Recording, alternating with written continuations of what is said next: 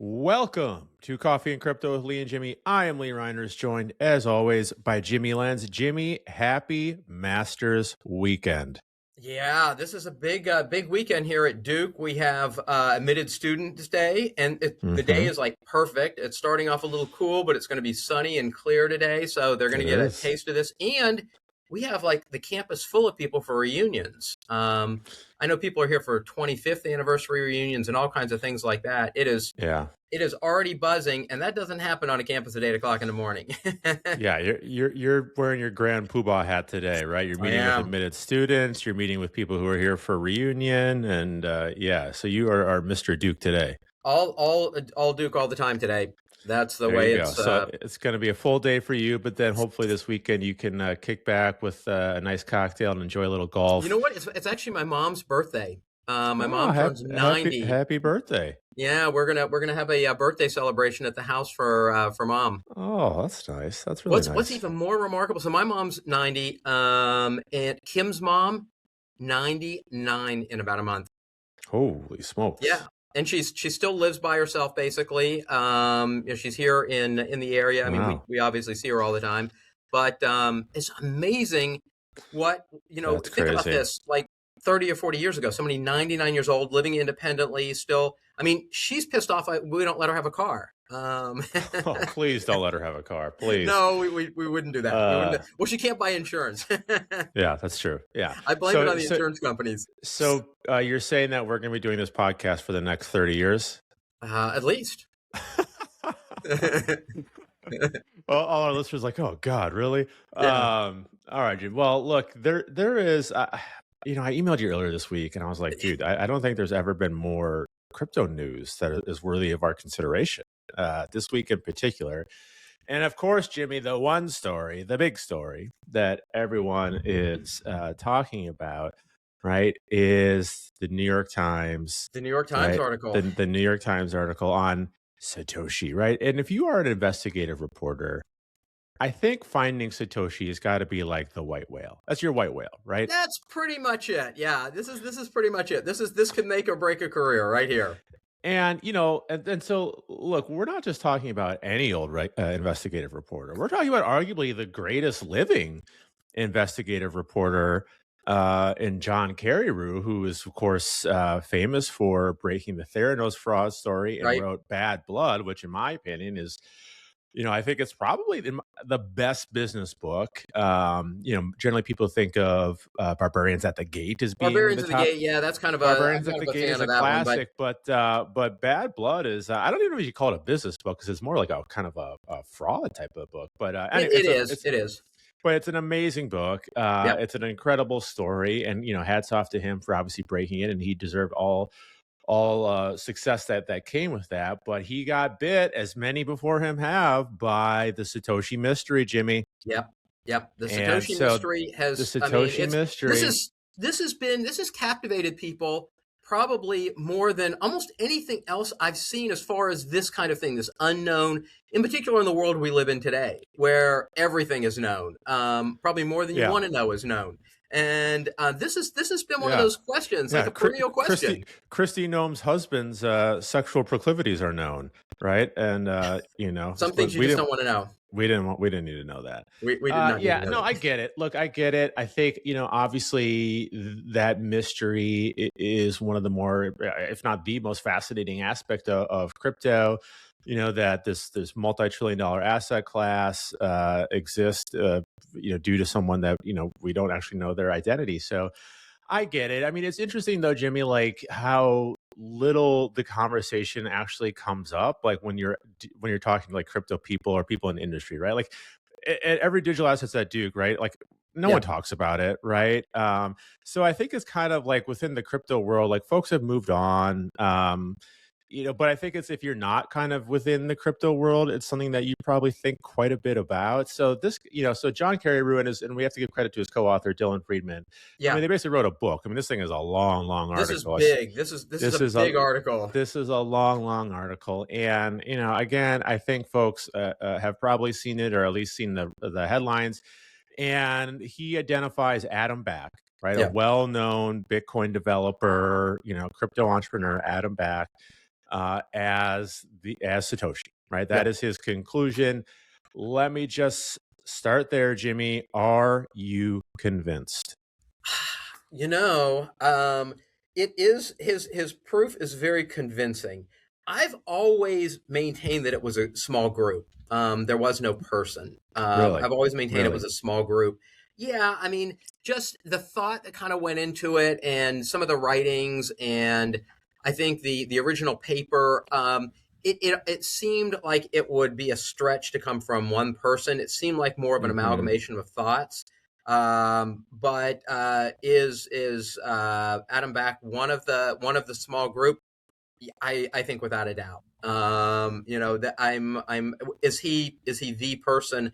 Like I said, I'm not convinced there is a the person, but I So you am think it's a convinced that group? he Why? certainly Why do you played. think it's a group?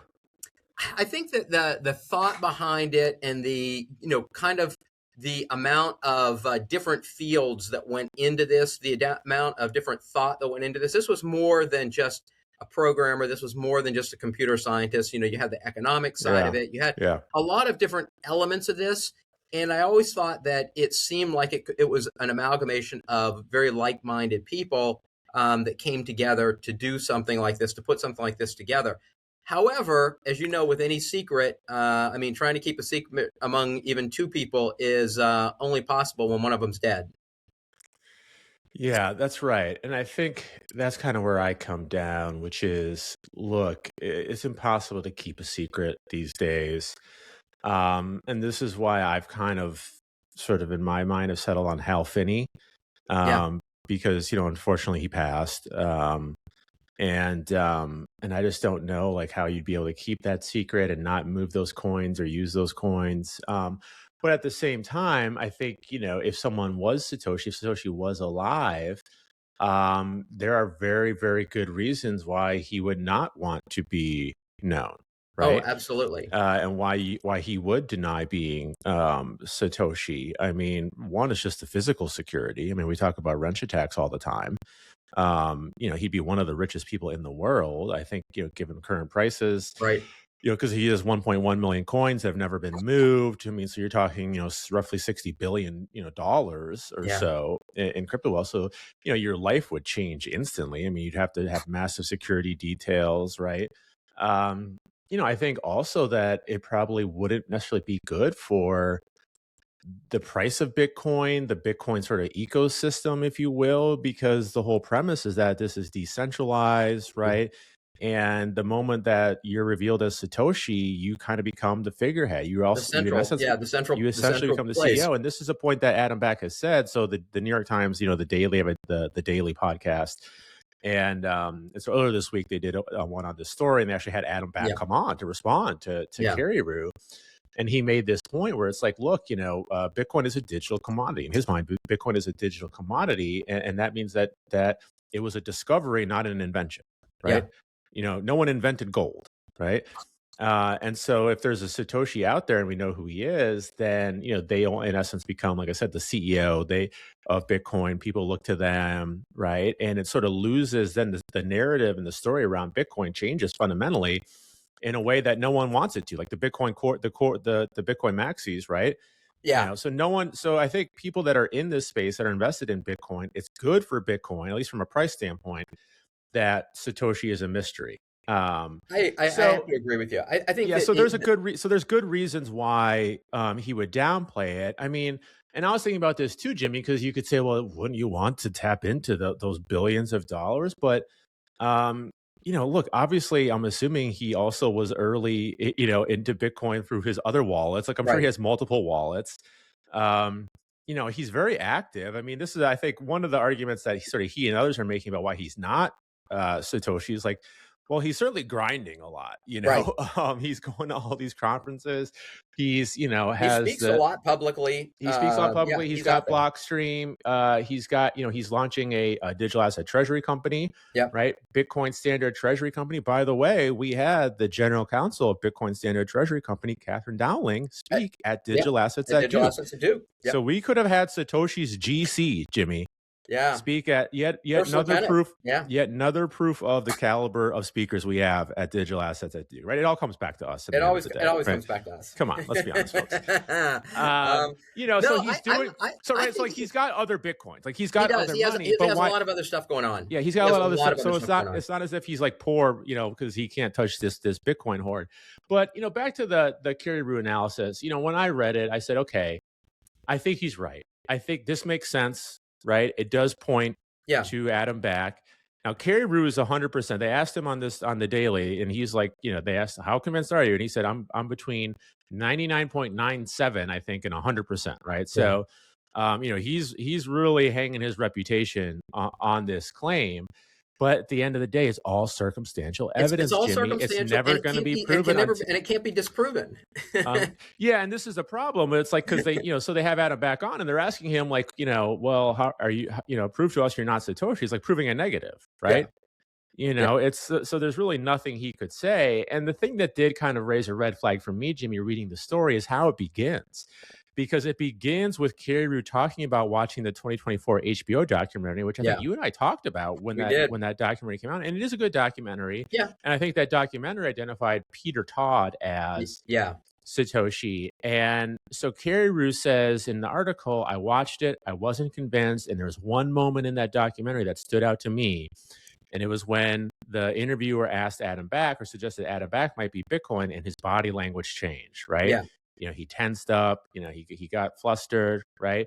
And from that sort of launched Kerry Rue down this investigative journey. And so it kind of seems like, well, geez, maybe there's some confirmation bias. You started with You the with this in person mind. Yeah. with this Yeah. in mind, and then you backfill, right? But that said, like the evidence is pretty The evidence is pretty compelling. good. I mean, The he's done a stylometric nice job. analysis. Yeah. I mean, the writings. I mean, the couple of things that stood out to me, and folks have to read it on their own, and we just don't have the time to It's a digest every long aspect. article, It's a folks. long, It's a long article. I mean, one like Adam Back, a decade before, if not longer, Satoshi's white paper was laying out all the attributes that was in the Bitcoin white paper. Yeah. Right.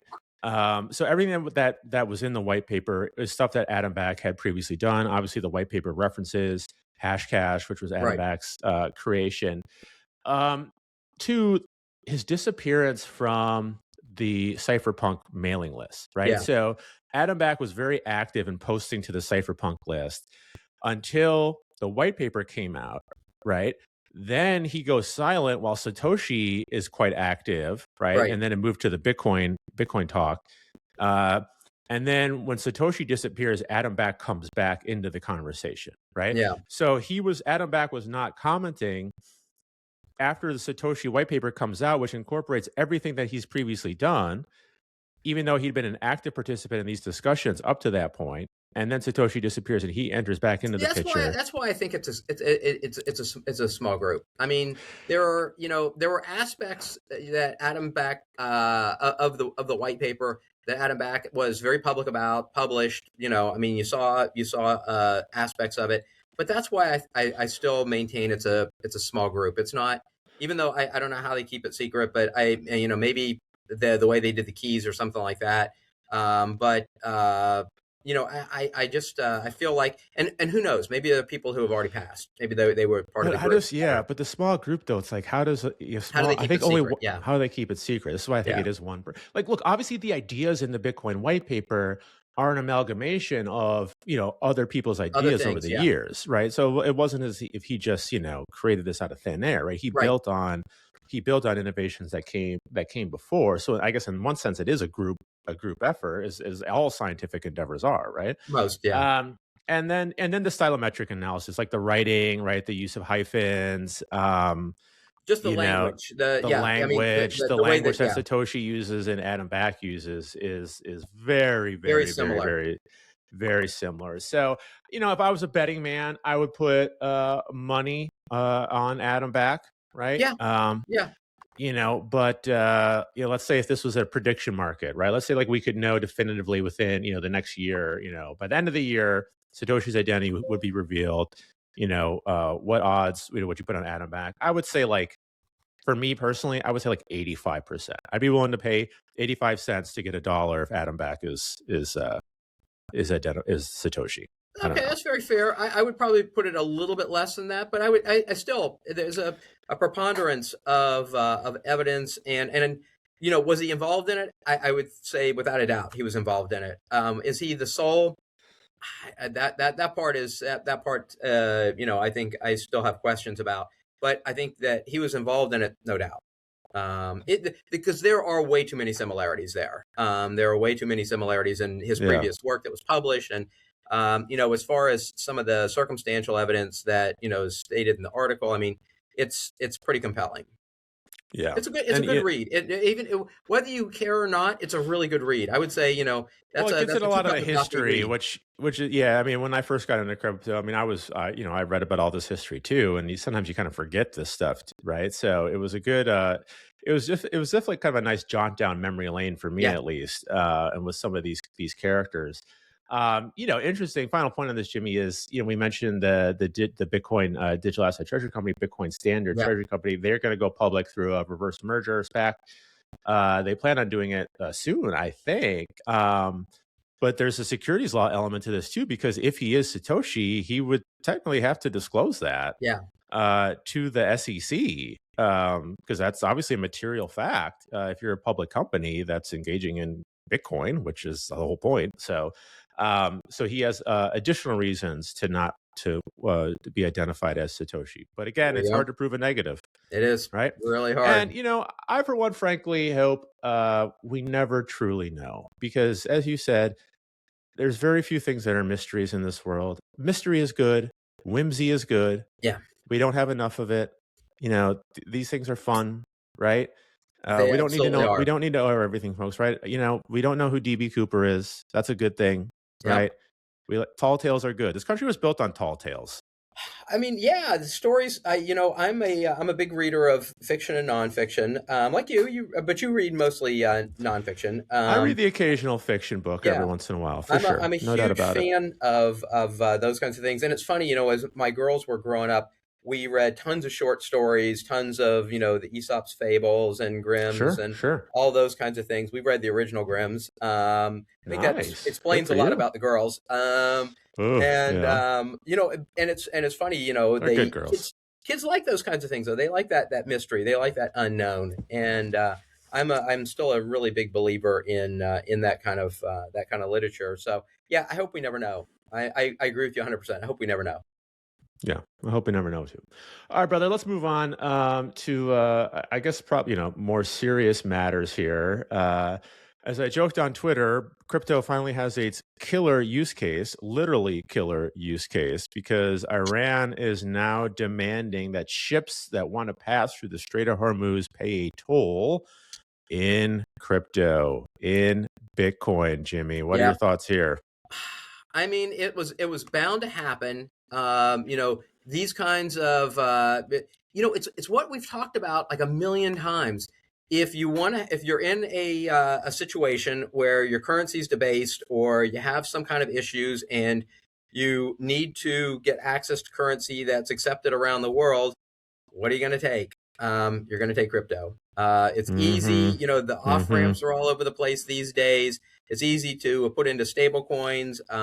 I am not surprised. Color me not surprised. I mean, they couldn't do it in U.S. dollars, obviously, because No. that would have been the only alternative, and for obvious reasons, they're not going to do that. So yeah, crypto. I mean, it's easy to transfer. It's liquid around the world. Why not? Can you buy drones with crypto? Probably. I'm guessing Yeah. yes. Yeah. Particular from the places they buy them from. That would be fairly simple. So yeah, I was not terribly shocked by it. Were you shocked by it? Oh, not at all, because Yeah. we already knew that the Iranian regime had been using crypto to bypass U.S. sanctions. So, Yep. we knew that. I think obviously what's new here is their intentions over the Strait of Hormuz, and they've been quite adamant that they plan on controlling it and charging tolls. Charging And tolls. for now, at least, it seems as though the Trump administration is open to that possibility, or at least letting them do it, and then saying to other countries, hey, if you don't like it, do something about it, folks. Yeah. Which it seems to me that after in the ceasefire, and we'll see if it holds and what comes next. But it seems to me, at least, that Iran's in a better position. At least the regime, right, the ruling regime is in a better position than they were before the start of this thing, Well, yeah, right? because oil's up 3x. Yeah, oil's up 3x. They have control of the Strait of Hormuz. They now have a new toll bridge. They have a new revenue source. Yeah, so I mean, yeah, it's that's the art of the deal, right? You give everything and get nothing. I don't, yeah. I don't know. I got to reread the art of the deal there. Lesson learned. Yeah. I mean, I have a solution though, Jimmie, What's to that? this conflict, right? So it's a win-win solution. Okay, the regime in Iran wins. Donald Trump wins. Now, unfortunately, the rest of the world loses. Get screwed. Okay? Yeah, get screwed. But at least the two principals win, and then maybe we can have peace, right? Peace in our time.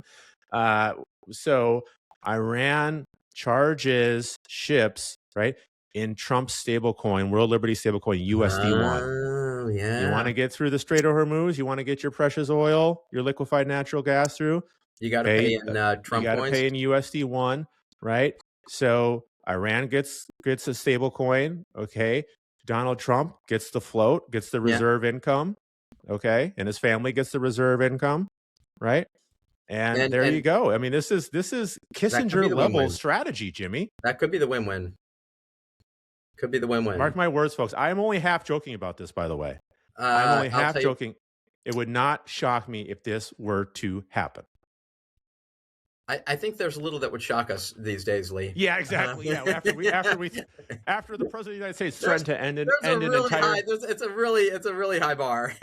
After the president of the United States threatened to end an entire civilization, I think it's fair to say that yes, the ability to be shocked has evaporated. And by the way, folks, we all know Trump loves golf. There was zero chance he was going to launch some type of nuclear war, right before Masters weekend. Yeah, he doesn't want to deal. Not going to happen. He doesn't want to deal. He wants to watch golf. I thought I was the only one who picked up on that. Yeah, we didn't talk about it, but I was thinking the same thing. It's like, no, it's Masters week coming up. Yeah, he doesn't want to deal with this during Masters weekend. Okay, Jimmie, let's so speaking of Trump, I want to tee up something for you that I know you and I agree on, and you said you sent it to me unsolicited. And it's this concept of Trump accounts. Now, this is not crypto, a crypto. This is not story. really crypto related at all. No. But we do obviously a lot of investing and finance related stories, and so I think folks are familiar with the concept of Trump accounts. It was included in the One Big Beautiful Bill Act, right? So for every newborn child, right, the government seeds $1,000 investment account, right? And of course, like a lot of things Congress does, the devil's in the details, and it needs to be fleshed out, right? And so this past week, we have a story now that Treasury has designated the BONY, Bank of New York Mellon, right, as the financial agent, right, of Trump accounts. So BONY will manage the initial accounts. They'll help it develop a new Trump account app, okay? And then in addition, BONY has partnered with Robinhood, which will serve as a brokerage and initial trustee for Trump accounts. So I don't know the process that was followed to award these. I mean, this is obviously... Well, come on, you know exactly how it was awarded. Give a little for the ballroom, give a little for the library, give a little for, buy the meme coin, buy the stable coin, right? I'm guessing. I don't know. I mean, I don't know if there's a competitive bidding process, right? This seems to be a huge gift to BONY and Robinhood, and a slap in the face to a lot of other smaller institutions, right? I mean, I think for Bank of New York, I mean, this is kind of what they do. So them being chosen, it's kind of like BlackRock being chosen to do a lot of the stuff for the Treasury. It's kind of what they do. I get that.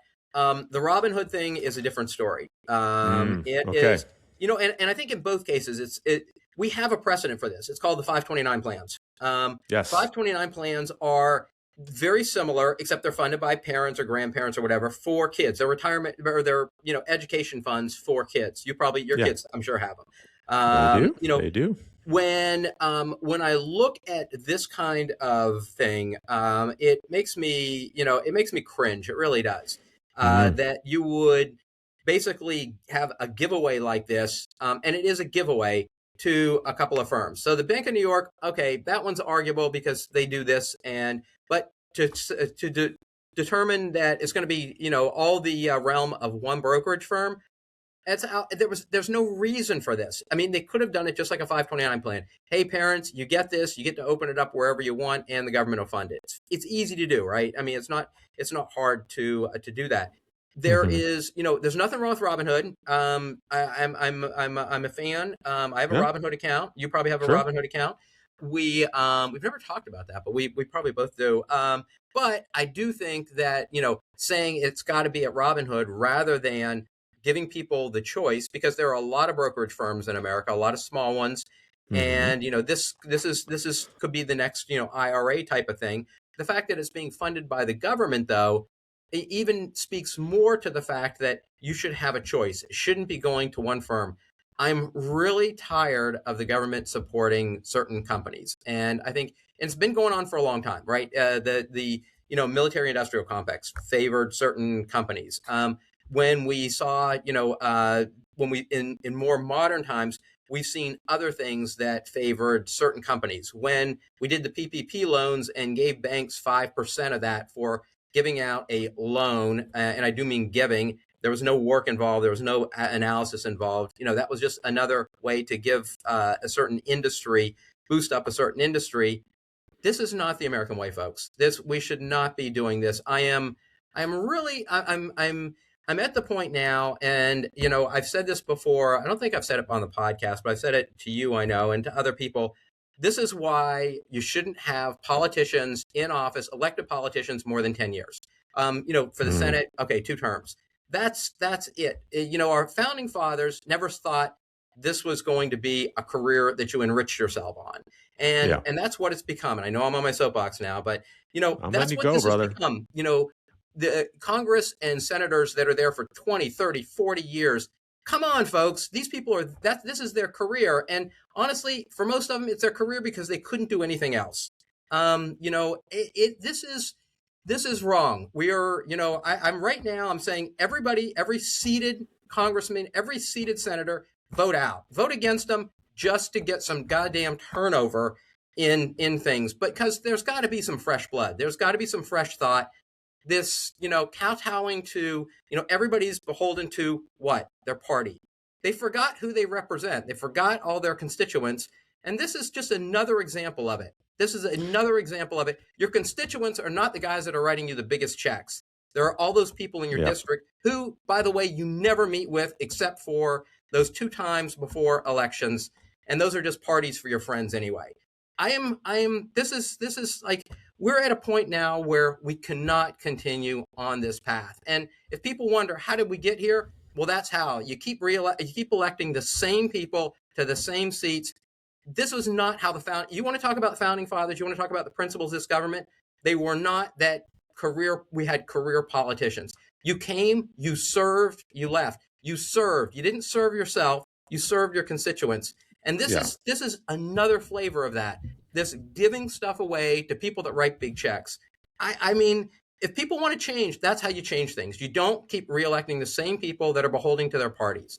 And I'll get off my soapbox now.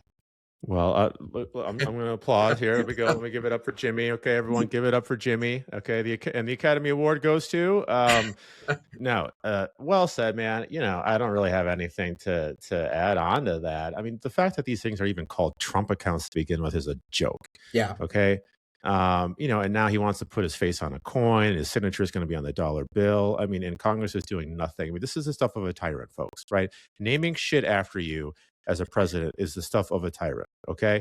The Kennedy Trump Center, whatever like that. I mean, Yeah. and Congress is doing absolutely nothing. And let's be honest. I mean, it's the Republicans because they run Congress right now. They're in the majority in both chambers. They roll over, every time, every single time. And I'm really rooting for Thomas Massie in Kentucky, man. I hope that guy wins. I hope he wins by a lot. Because at least there are some, we got Senator Tillis here. Now he's sort of unburdened by the reelection, right? And so at least he's able to stand up and have a He's definitely backbone. standing up and speaking out. And and this Iran situation seems to have, stiffened the spines of a few more Republicans, but it's still not, it's still grotesque what is happening in this country. And, back to the issue at hand here, Jimmie, Robinhood's a great firm, no doubt about it. It's a great firm. They've done Absolutely. They should amazing be, work, they should, I mean, um, no, I'm when a I huge walk fan. around, when I Sometimes my students, as yours do, I'm sure too, have their laptops open, and maybe you're catching a peek. Quite often, I'm seeing Robinhood open Yep. on the I see a screens lot of there. Kalshi. Okay, Kyle, yeah, I'm sure you do too. Yeah, so, but if I think about, okay, going back to my hometown and maybe your hometown, my hometown, Hastings, Minnesota, 18,000 people along the Mississippi River there. I suspect most younger people, like, maybe they probably even haven't heard of Robinhood or have a Robinhood account or something like that, but maybe there's someone, a local financial institution that could help work that with them on on this concept, right, of a investment account and whatnot. So, the idea is sound. I mean, I certainly like the idea. I mean, Love the investing in idea. young people, giving them a stake in America's future. For sure. I think we have an infrastructure in place, as you said, in 529 plans that could have served this purpose. But Yep. it seems that this was, the execution was designed to give credit to Trump and reward favored institutions who probably, did certain things to get this job, right? Yeah. So yeah, I'm with you on that one, brother. Yeah, Uh, I will say, last thing, I will say, I love the idea. I think it's a good idea. I think it speaks to, that idea of, bringing people up and giving people a little bit more equal footing. Doesn't not mhm. equal, but a little bit more equal footing. So I love the idea of it. I think Well, you get it's a people great, learning about investing too. yeah, You get them, it's an absolutely. entree into investing, as we talked about with Larry Fink's letter, right? Yep, If you want to AI proof yourself, you got to be in the market, invest in the market, invest in yep, America, low cost index funds. This is a way to learn and start. yep, 100%.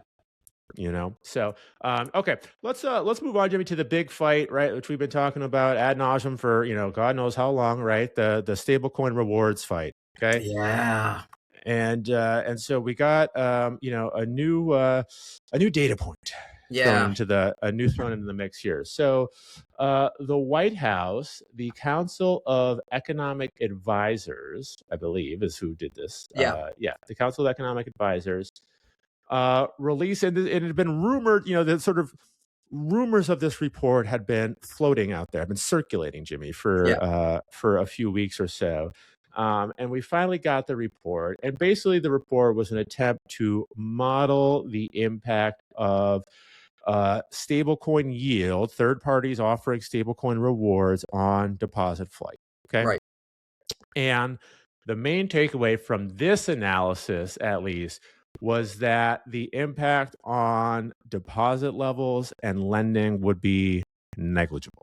yeah, Okay. So they said at a baseline, eliminating stablecoin yield would increase bank lending by 2.1 billion, which is nothing, you're right? I right, mean, that's like 2 basis points, and would actually have a net cost to Americans of 800 million, right? Because they wouldn't be getting the yield there. right, Um, so that's the assumption. Now that's the outcome. The key assumption here, Jimmy, and this is I'm gonna throw this out there, and then I'm gonna yeah, get your thoughts because I don't know if this analysis would pass muster in your class, frankly. Um, is essentially that okay? If a dollar is used to buy a stable coin, that stablecoin issue is gonna take that. So that's a dollar out of the banking system, right, out of a deposit account. yep, The stablecoin issuer is going to take that dollar and most likely buy a treasury security. hmm, Okay. And it'll buy a treasury security from a dealer who then has a dollar that dealer will deposit in the banking system. Okay. So, in essence, the assumption is that aggregate deposit levels will essentially remain unchanged. And because of that, there'll be minimal impact on lending capacity. So, what are your thoughts? yeah. I'm gonna call bullshit on that. I don't know who. I don't know who put their name on the bottom of it. I would be embarrassed to put my name on the bottom of something like that. It is. It would not pass Oh, muster in my class. It would earn them. It would earn them a quick F. oh Honestly, my that's. God, I love it. I mean, it's like they think banks are manufacturing treasuries. Hey, folks, that money goes to the U.S. Treasury. Okay, that's where treasuries come from. They don't come doesn't come from a dealer. It comes from the Treasury. The All you have to do is go out, talk to a couple of community banks or credit unions. Ask them if they miss that $8 or $9 million that was in their accounts or in their deposit accounts last month. I guarantee you they miss it. Up in your neck of the woods, there was a credit union that started their own stablecoin. Why? Because he saw 9 million go out of his, out of their deposit accounts. Folks, this is happening. There are actual research, not this. There's actual research that's showing how much money is flowing out of community banks and Yeah. other, community banks and credit unions, and what Hmm. this is actually Hmm. costing those kinds of institutions. And hey, Yeah. if you guys want, 5 banks out there to rule America, yeah, keep going on these lines. If you don't think money comes out of this, if you don't think it's segregated out, hey folks, all of this money, it doesn't go back into the banking system. Okay, it goes Yeah. to the U.S. Treasury. It's buying debt. And hey, you know what? We need buyers of debt right now. Stable coins Hmm. are some of the largest buyers of debt, and I get that. But that $7 trillion that's in money market funds now. Guess where it used to be? It used to be in deposit accounts. And if you don't think this can happen again, it can happen again. That 7 billion, is it flowing back into the banking system? No, folks. It's buying treasuries. It's buying debt. Okay, that's where it goes to. It doesn't go back into the banking system. I'm astounded that anybody would put their name on this. I really was shocked that you would come up with this kind of analysis that was clearly it was so pointed. They started off with a bias, and they went to prove their bias. I Yeah. was astounded by it. I really was. Yeah, back to the carry root point. It seems like, as you suggested, right, that the goal was to produce an Yeah. analysis that would show nil impact, right? Yep. And the White House, I think, has made it increasingly clear where they stand on this debate, and it's not with the banking industry, folks. No. Okay. And by the way, as we said earlier, the president of the United States has skin in the game here. He's got his own stable coin, folks. Yep. Okay. He wants that thing to get as big as possible, just like every stablecoin issuer. So, hey, if you can offer rewards for it, that helps the float. So, um, well said, Jimmy. This is kind of like modern monetary theory thinking here, It is. honestly. It is. You know, and, I think the best retort to this comes from Jill Castilla, and I don't know Miss Castilla. I sent you. She had a great Yep. post on LinkedIn. She's the CEO of Citizens Bank of Edmond, so a community bank, and she frequently comments on social media and whatnot, and I always enjoy her insights. And she says, look, this analysis is missing a critical factor here, which is the distribution of banks and Yeah. where the deposit is leaving, and where, even if you run with their assumption, right, that aggregate deposit levels are unchanged because you're buying the treasury from someone who's then taking those proceeds and just putting it back into a deposit account somewhere. They're not putting it back into the same bank, No. right, where it came from, right, No. where the buyer came from. So you're going to have folks throughout the country who have community bank accounts that are going to, use that account to buy a stable coin. Okay. And the ultimate, the proceeds of that are going to end up in the larger banks. Yep. Okay. And community banks, as we've said many times in this show, do a disproportionate amount of small business lending in this country. Yep. Okay. So even if you hold aggregate levels in the banking system, aggregate deposit levels will be unchanged, right? It's going to look very differently Yeah. for community banks and large banks, right? Because, as she says, let's say it's a Walmart, okay? So if a yield-bearing stablecoin is offered through Walmart, okay, it would pull liquidity out of rural community banks into centralized balance sheets managed far from the customers and businesses those deposits once supported. Okay. Yep. This is just common sense. Anyone could have told you this. Doesn't require, I mean, there's all sorts of equations in here and models and whatnot. And yet you're just missing some just basic features here that Mhm. anyone could have told you in advance, right? Yep. The concern here is not about the impact on the big banks, right? Jamie Dimon, JP Morgan, they're going to be fine. Okay. Yeah. Wells Fargo, they're going to be fine, Yeah. folks. Okay. It's the community banks, right? It's the community banks. They play a critical role in our economy. They are a strength of our economy. Okay. The Yep. fact that we have 3,000, 4,000, whatever banks is a good thing. Okay. It's a good thing. It's competition, right? It supports the needs of a local community. And that's what's at risk here. And that's what this analysis completely ignores, Jimmy.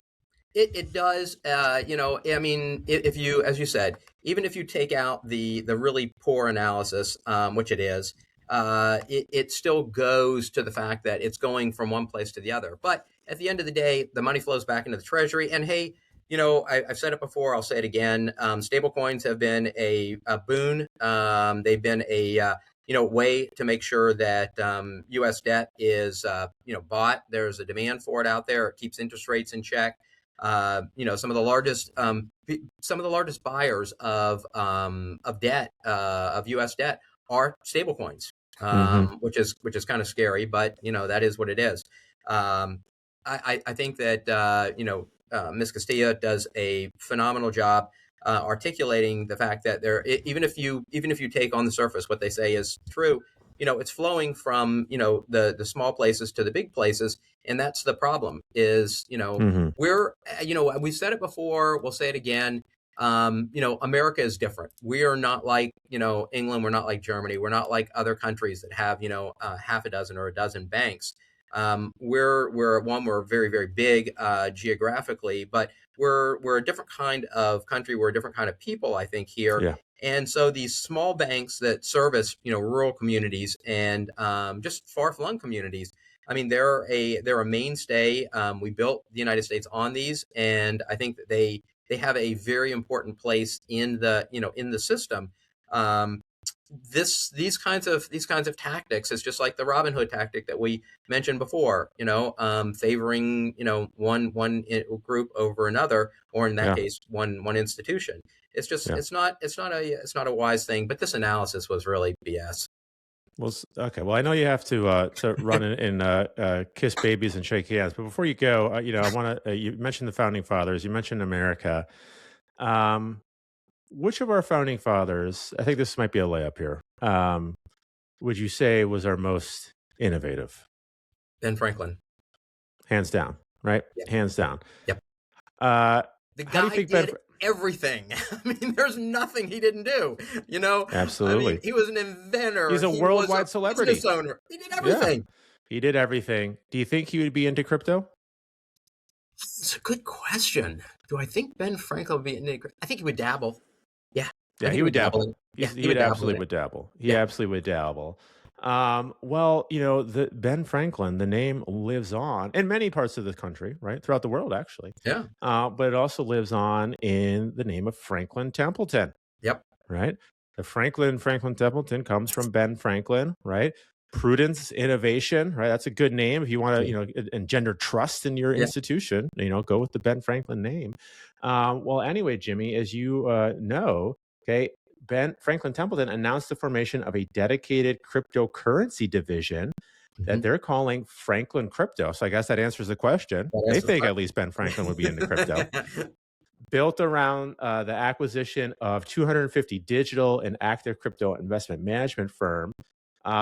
So this is going to be on top of the 1.8 billion in digital assets that Franklin Templeton already manages, Right. and this is yet further proof, further integration of crypto into institutional finance and offering, right, moving beyond just ETFs, right, Yeah. to actively manage strategies, crypto strategies for institutional clients, right, Jimmy? Yeah, this is a much broader, I would say, kind of purview that they have on here. They're huge. I mean, this is a huge place for those who don't know. I mean, it is really big. But yeah, these are actively managed, funds that they're going to have, and it's for for their clients, for their institutional clients. I mean, this is I don't think people realize how common it is to have sub advisors for different sorts of Mm, assets.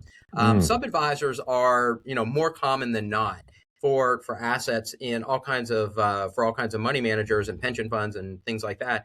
And so I mean, I'll be surprised if they don't do really well with something like this. I think this is going to be they could be the sub advisor for these. Now they have some competitors out there for sure, oh yeah, oh um, yeah, but growing. they seem to be putting a lot of eggs in this basket, which is kind of a cool thing to see. I mean, they see it as a obviously a growth opportunity. Otherwise, they wouldn't be making this investment.